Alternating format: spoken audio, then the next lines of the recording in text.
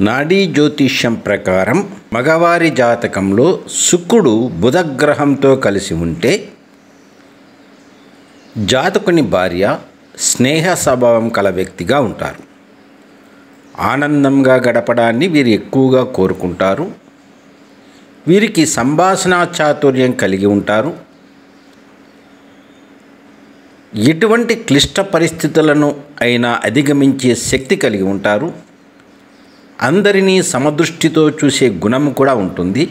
అయినప్పటికీ ఈమె ఆరోపణలను మరియు సమస్యలను ఎదుర్కొంటారు.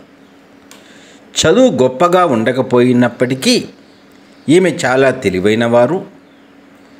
తర్వాత జీవితంలో చర్మ సంబంధమైన సమస్యలు ఏర్పడవచ్చు. ఈమె భర్తకు వ్యాపారం పట్ల నిశితమైన అవగాహన ఉంటుంది అని చెప్పచ్చు.